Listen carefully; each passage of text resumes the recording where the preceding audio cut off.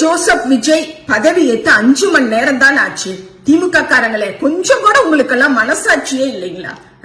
200 unit current free, 500 unit use பண்றவங்களுக்கு மட்டும்தான் சொன்ன உடனே அடிச்ச அடியில இப்ப ஒரு அரசாணை வந்திருக்கு பாத்தீங்களா? இல்ல நாங்க அந்த 100 யூனிட் கரண்ட் எல்லாம் ரத்து பண்ணல, அது அப்படியே தான் இருக்குதுன்னு சொல்லியிருக்காங்க.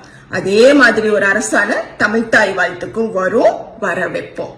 அடுத்தது, இந்த நம்ம ஊடுகள்ல வருஷம் 5 லட்சம் ரூபாய் வருமானம் இருக்கிறவங்க, அதாவது மாசம் 40,000 ரூபாய் வருமானம் இருக்கிறவங்க கூட 10 லட்சம் ரூபாய்க்கு கார் வாங்கி நிறுத்திருக்கோம். கடனை போட்டு, லோன் போட்டு காரை வாங்கி நிறுத்திருக்கோம். இத நான் ஏன் சொல்றேன்னா, இந்த கஜானாவை கழுவி வச்சுட்டு போயிட்டாங்க, தொடச்சு வச்சுட்டு போயிட்டாங்க, காலி பண்ணிட்டு என்ன நிற்கதியா வச்சுட்டு போயிட்டாங்கன்னு புலம்பி இருக்காரு இல்லைங்க தமிழ்நாட்டோட முதலமைச்சர்.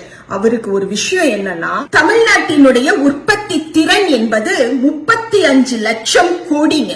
அதை வச்சுதான் தமிழ்நாடு 10 லட்சம் கோடி கடனை வாங்கி இங்க மக்கள் நல திட்டங்களை செயல்படுத்தி இருக்கு.